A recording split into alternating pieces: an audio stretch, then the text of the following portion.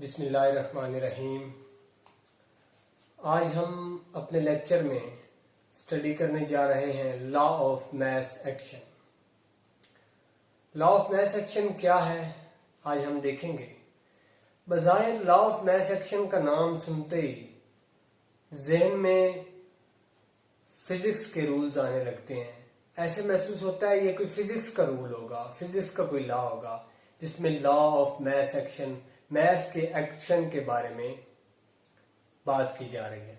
लेकिन ऐसा कुछ भी नहीं है।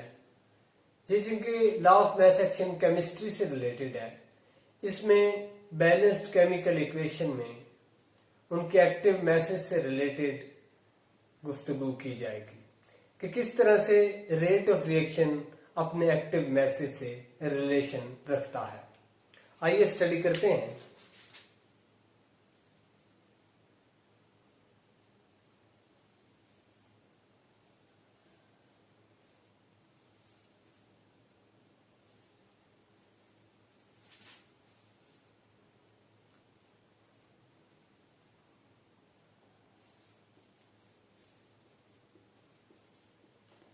Law of mass action statement देखते हैं, फिर उस स्टेटमेंट को एक्सप्लेन करते हैं। स्टेटमेंट है जी लॉ ऑफ मैस एक्शन की।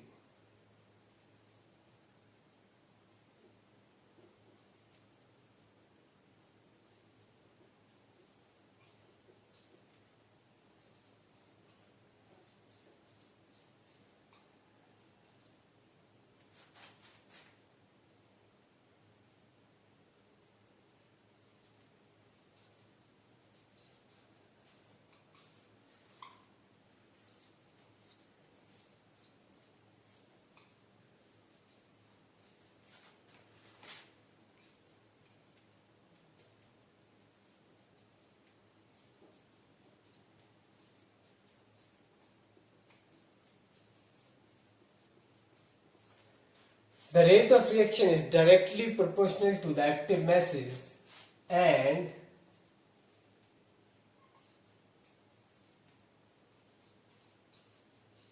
the rate at which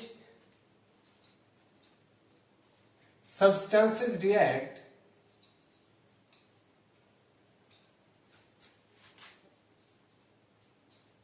is directly proportional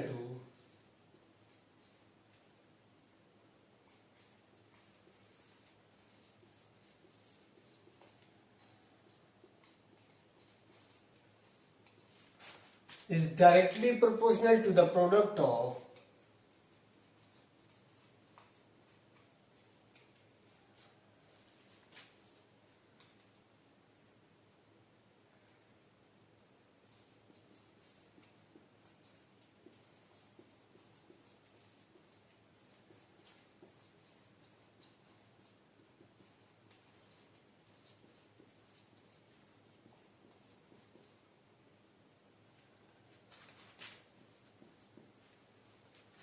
active masses of substances। इससे पहले कि मैं स्टेटमेंट को एक्सप्लेन करूं, हमें ये बात समझनी होगी कि एक्टिव मैसेज क्या चीज है।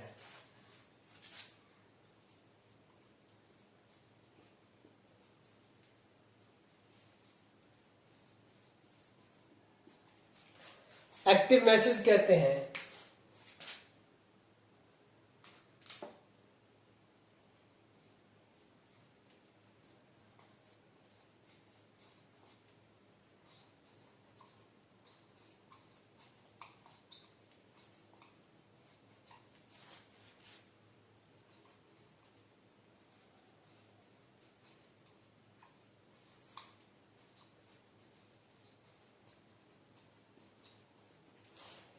Molar concentration of reacting substances.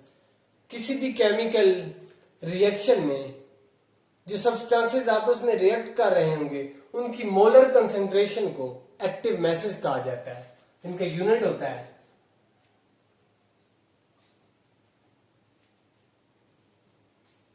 मोल पर डेसीमीटर क्यूब और इसको रिप्रेजेंट किया जाता है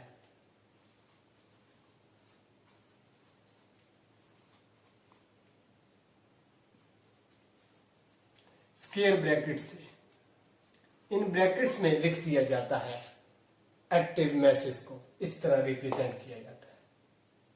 आइए अब स्टेटमेंट को समझते हैं। वो कहता है the rate of reaction is directly proportional to active masses, कि किसी भी रिएक्शन की स्पीड, किसी भी रिएक्शन का रेट उसके एक्टिव मैसेज के डायरेक्ट रिलेशन होगा। And the rate at which substance react, और वो स्पीड जिससे सब्सटेंसेस आपस में रिएक्शन कर रहे होंगे, is directly proportional to the product of, वो डायरेक्ट रिलेशन होगा उन दो रिएक्टेंट्स या प्रोडक्ट, उन दो मिलने वाले सब्सटेंसेस के मल्टीप्लीकेशन के product of active message of reacting substances, जो दो रिएक्टेंट्स आपस में मिल रहे होंगे। क्या मतलब? वो कहता है कि अगर दो रिएक्टेंट्स आपस में मिलके प्रोडक्ट बना रहे हैं तो रेट ऑफ रिएक्शन उनके आपस के मिलने के दो रिएक्टेंट्स के एक्टिव मैसेज की प्रोडक्ट के बराबर होगा। आगे मजीद हम एग्जांपल करते हैं, इस लॉ को प्रूव करते हैं तो आपको आसानी से समझ आएगा। एक जनरल एग्जांपल ले लेते हैं।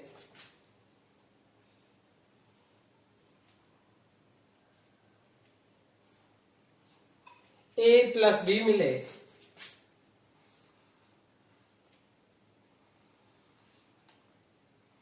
रिवर्सेबल रिएक्शन है, सी प्लस डी बना दिया।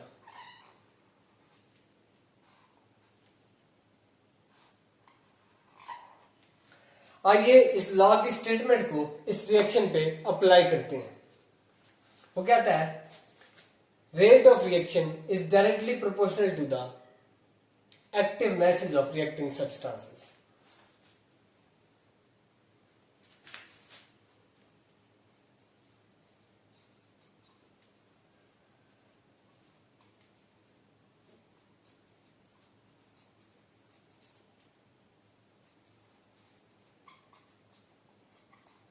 रेट ऑफ फॉरवर्ड रिएक्शन, इसको यूं लिखा जाता है, rate of forward reaction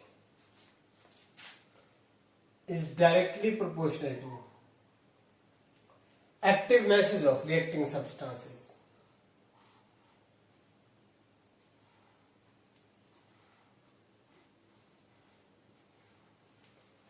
rate of forward reaction A और बी के मिलने से है, इसलिए rate of forward reaction is directly proportional to molar concentration of A and molar concentration of B, इन दोनों के प्रोडक्ट के डायरेक्ट रिलेशन है।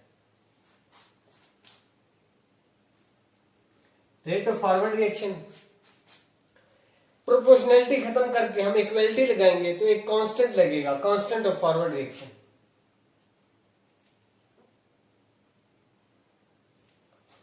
KF, molar concentration of A and molar concentration of B.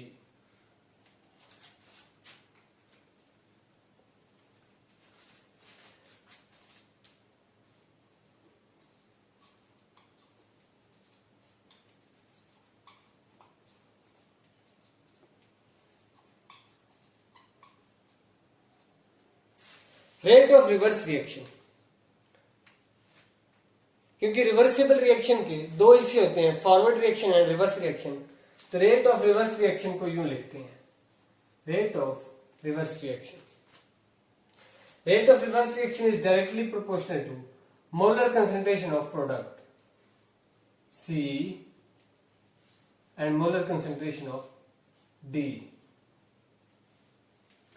क्योंकि रेट ऑफ रिवर्स रिएक्शन इन दोनों के decompose होने से है, इसलिए प्रोडक्ट की मल्टीप्लिकेशन की मोलर कंसंट्रेशन को लिख देना रेट ऑफ रिवर्स रिएक्शन है, और ये इसके डायरेक्ट प्रोपोर्शनल है। प्रोपोर्शनैलिटी को इक्वालिटी में चेंज करें,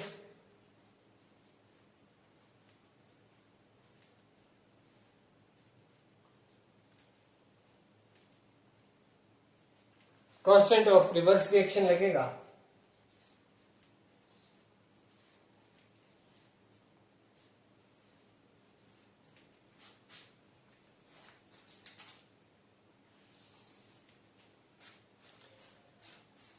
फॉरवर्ड रिएक्शन भी हो रहा है, रिवर्स रिएक्शन भी हो रहा है। अचानक इक्विलिब्रियम स्टैब्लिश हो जाता है।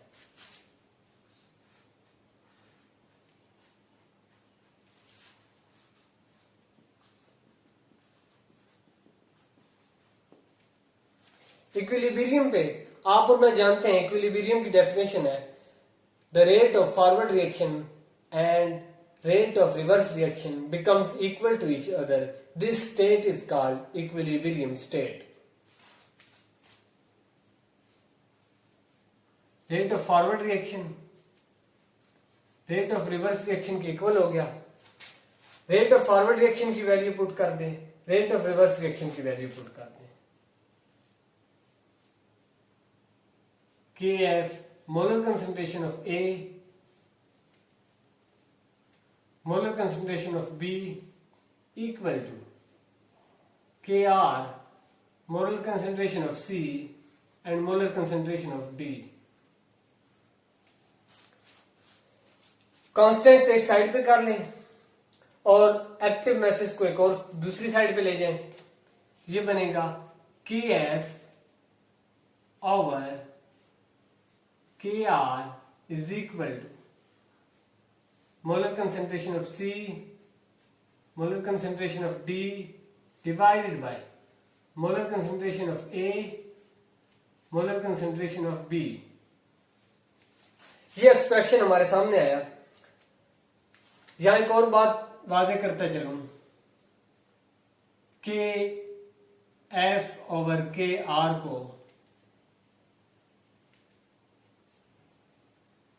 F ओवर के आर को के सी कहते हैं, इक्विलिब्रियम कांस्टेंट कहा जाता है। तो ये एक्सप्रेशन कुछ ऐसा बनेगा K C is equal to